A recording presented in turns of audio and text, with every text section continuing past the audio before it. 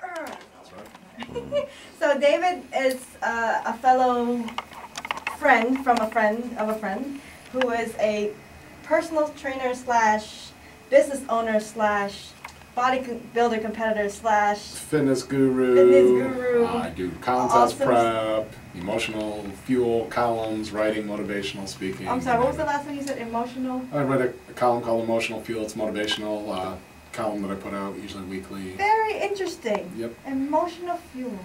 Got my hand. Feed people and, you know, getting them. Give them a little kick in the ass. There you start go. their week. See, that's what you just call it. Fuck emotional stuff. Right. You just kick them in the ass and get them moving. That's the window. So, David, you know, there's something big coming up this weekend. Yep. Which is a bodybuilding competition. Yes. Sorry, go ahead. No, go ahead. And tell us a bit, so this is how this interview came about. So you want to discuss a little bit about that. So what's going on this weekend, this Saturday? This Saturday it's actually going to be the first physique competition, and when I say physique competition, basically what I mean is anybody that's getting up on stage, showing off their body. There's different divisions. So you have bodybuilding, but then for women they also have bikini competition. Lauren's actually going to be competing in the bikini division. Awesome. And we'll ask Lauren how her life has been the last few weeks. And they have a couple other divisions as well, figure, fitness, stuff like that. But the first one is going to be this coming Saturday, March 23rd. It's actually at Goucher College in Towson. Okay. Towson, Maryland, and we'll have my company will have 12 competitors. Wow. 12. Is that like typical? That many people in for you? So your company or just you? Me personally. Yeah. You personally have 12. I have 12 athletes that I've prepped for this show. So I've been getting more and more busy with competitors specifically because I have a pretty good track record with bringing home a lot of titles. Yeah. Well, people are like, who's that scary man on your waist? I didn't get like that, and I've seen the before and after. So let's kind of take a few steps back to 2006. Sure. Or was it before that? When I first got started? Yeah, when you realized you wanted to lose weight. Actually, well, when I first realized I wanted to lose weight, probably when I was 3 years old. Oh. I was 10 pounds at birth and I was overweight. Oh my God! Are you serious? Yep. My brother was 9'11", so we were the big fat kids. Oh. We were always in the husky section. Yeah. Right. You never told me that. That's hilarious. I'm sorry. So, believe it or not, always the biggest kid in the class. Yeah, you are right. You are a big dude. Like I said, I think Dave's like one of the biggest, and not even just like necessarily tallest. He's just like a big dude. Like his arm is the size of my leg. It's fucking awesome. So, it's like a monster.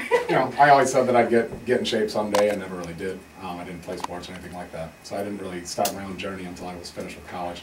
I was 24, so it was 2003 when I first got started with bodybuilding. And then did you do bodybuilding? So you just decided you're gonna try it because it's very extreme. Yeah. For you to go from just the fat kid to bodybuilding. So how did you even? That's a lot of discipline. How did you do that? Well, you got to remember, growing up in the '80s and whatnot, what was all over the TVs? It was Arnold Schwarzenegger, it was Hulk Hogan, it was He-Man. So I always kind of knew, hell yeah, man. Every action figure I could get my hands on. So I always knew someday, I wanted to be that guy, or as close as I could get. So that was really kind of what set me on my path. When I really started in 2003, I had no idea that I'd be a competitive bodybuilder a few years later. I just knew I wanted to be less fat and preferably a little more muscular. Right. How much more muscular, I don't know. Flash forward 10 years, I was winning titles at shows and stuff like that, so it's been an interesting ride along the way. A little bit, just a little bit. So what brought on this, are you the same person as David and as a trainer, or are you two different people? Oh no, my personality definitely shines through and actually I think helps me quite a bit with my personal training company. Okay. Just because I'm a little more brash, I'm a little more in your face, and not that artificial, if you know who Jillian Michaels is from The Biggest Loser. God. I'm not going to get down on the ground and yell at you and all that crap. She actually annoys the shit out of me. Yeah, I mean, to me that's more theatrics. Lauren, does she annoy you? Right. Yes. Well, and the theatrics play really well on television, so I'm sure that makes for a big part of why she is. That's because I always wonder what makes them separate from other trainers that want to be on television and do the exact same thing, She's good at yelling. She is very good. She's like this big. Right. Well, and that said, I actually did train one of the contestants from that show, and she did tell me, all the people on The Biggest Loser actually really like Jillian and really kind of hate Bob because he's the pushover, he's the friendly, hand holder, whereas she's the bitch. So they end up respecting her. So in training, so we're gonna touch on Lauren. So Lauren is a coworker, but you also trained her. Mm-hmm. What made you want to go down that that fun path down to a competition? Well, I didn't really start out thinking that I wanted to compete at all. Okay. I just kind of contacted David because I'd been stuck. I just recently started working at the Coliseum as a trainer, and you know, wanted some guidance. I saw his clients and their before and afters. Right. Yeah, I saw all that stuff online and was like, okay, oh my God, you know, you could help me. Yeah. Yeah, so I had been stuck for a while and I thought I was in shape, and clearly looking at them now. Yeah, I saw that before. I was like, that was her? Yeah, Yeah, no, some ass completely back different. then. Yeah, completely different person. So I don't know, once I Did started you have to go, training, like, shopping all over again? Like, I've got like at least 5 different people's wardrobes in my Yeah. closet. For, Like, I don't. for the sake of statistics, your start weight was yeah, 168. Were you? You 168. didn't look like you were 168. And what was your dress size? Were you really? You didn't look probably 168. 12. You're a size 12, and what are you now? No way. Now I'm like Size 0.2. 0.2? Yeah. And your body weight's 121? 121. So down Wow. just about 50 pounds? Right around And there. how many weeks? How many Well, months? with Lauren, we actually, it's usually when I work with a competitor, the prep for a show is anywhere from 12 to 20 weeks, so anywhere from 3 to 5 months. It's average. With Lauren, when she came to me not as somebody that was looking to step on stage in the next few months or anything like that. She came to me rather as just a quote-unquote normal person that was carrying more body fat and wanted to trim up and look better, etc. So really with Lauren, we've been working for closer to 14 months, a little over a year. Okay. But a lot of that too was because when I prep a competitor and they come to me, usually they already have a lot of muscle. Right. And I just need to chisel off that last layer of fat. With Lauren, we had to start kind of from the beginning and actually build muscle while trying to strip off the fat as well. So there was no end game in terms of getting on stage in a year or anything like that. Okay. It just kind of came to be. Once you see certain people responding and moving in a certain direction, they have either favorable genetics or the right body type to compete in a certain division. I said, hey, you could make a run at this and do well at it, not to mention it'll help to promote your business, it'll help to build your name in the community, and it'll show your clients and everyone else around you that you walk the walk. You're sticking to that diet plan, you're getting your cardio done. Have you ever been this small? Not since high school. Right. Yeah. So like in your 20s, you just kind of started shaping a little bit more, and you're like, oh. It's called college happened. Yeah. And then it's called we had to recover from college. Right. Well, I know, so what David had done like 3 weeks ago, which was, so Nikki gave me a diet plan to follow. I mean, I've been working on myself, and I was just saying, I plateau, like nothing, I'm really not losing anymore, and when I do work out, I see my body swell from lifting. Right. But then I'm like, all right, well, then it's back down. I'm like, oh, I'm flabby again. So it kind of came in the right time when they were like, oh, well, let's try to see if we can change you up diet-wise, which was great because I saw the changes, and then David damn near killed me on the floor on our first training workout because I was with Lauren, another a bodybuilder competitor, and he wanted me to see what it's like to, and that's just one day, guys. I couldn't imagine what Lauren has been through. So how often does a competitor train for those 3 to 5 months, I suppose? Bottom end would usually be 3 days a week with weights, and Okay. then upper end would usually be 5 days a week. It kind of depends. Okay. If you're a male bodybuilder, usually you're looking more to 4 to 5 days a week of strength training. And it's not a specific time window, it's just how much muscle you want to... In terms of like how long does the workout actually last? Yeah. I mean, usually a strength training workout is going to be 45 minutes to an hour and 15 Right. minutes for most individuals. Okay. A lot longer than that, you're just kind of spinning your wheels and wasting time in the gym and you start getting tired and Right. it's not effective. The other thing that factors in when somebody's prepping for a show, somebody like Lauren, is how much time they're spending doing their cardiovascular exercise as well.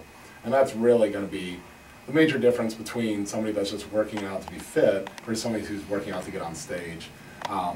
Average person, average competitor, when they're not prepping for a show, is probably doing very little cardiovascular exercise. Okay. 2 to 3 days a week, 20 minutes top, something like that.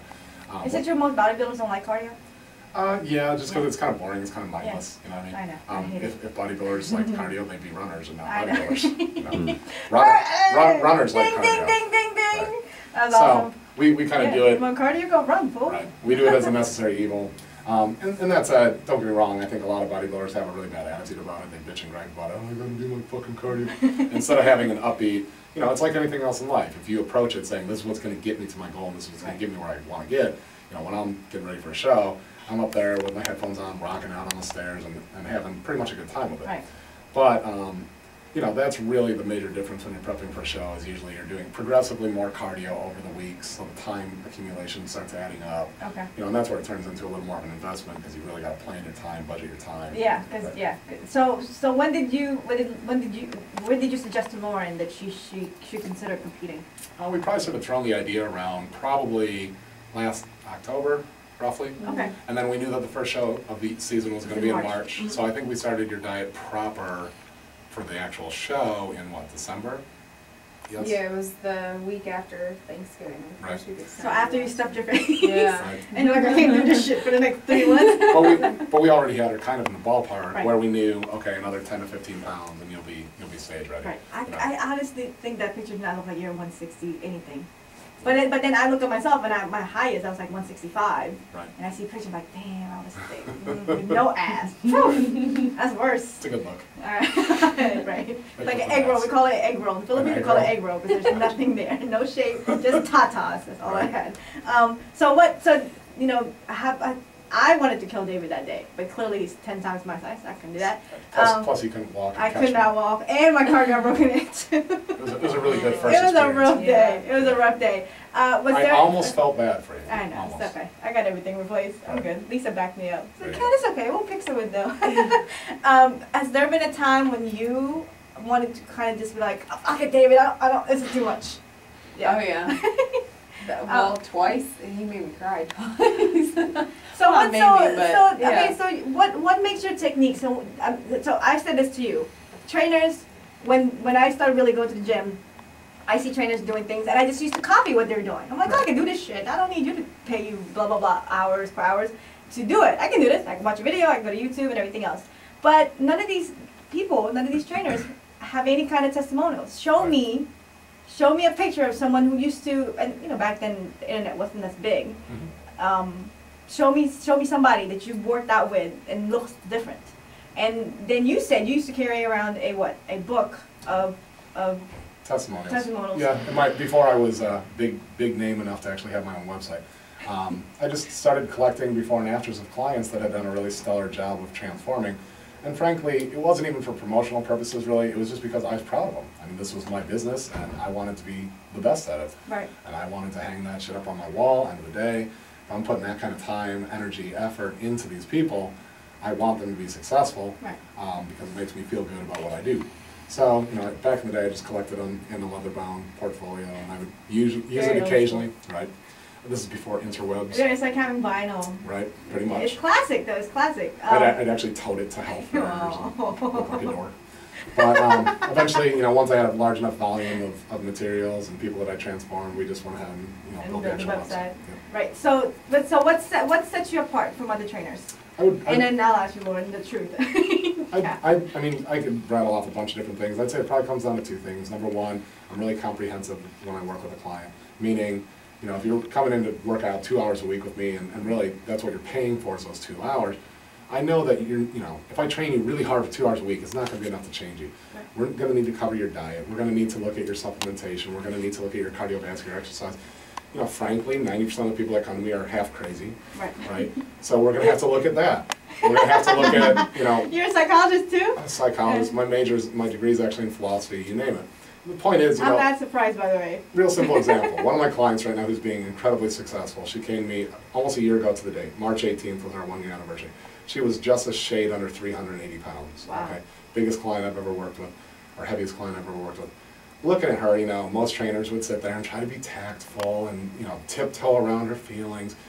I looked at her, I said, look, you know, you're very overweight, you're morbidly obese, and you didn't get that way from having that occasional extra bowl of Lucky Charms. You know, you have some deep-seated stuff we need to look at for real. We need to call a spade a spade, look at your entire history of eating habits and patterns, you know, eating disorders, Does it run in whatever. the family as well? Yeah, both of her parents are very heavy, so there was a lot of that baggage. Yeah. Mhm. And we had to really take all that into account when trying to put together a game plan. The first thing that really sets me and the other trainers that work for David Johnston Training apart is comprehensiveness. You know, Right. we're going to basically cover every base necessary to get somebody in shape. Because bottom line, when someone hires you, that's what they're hiring you for.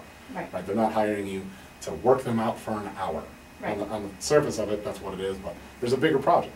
Right? The project Well, is. it should be, There but should some people, it's just a workout. They come in, they leave out, and that's the end of that. And I'm just very goal oriented, and I'm a supreme bottom liner, meaning Right. whatever it takes to get from point A to point B, that's what we're gonna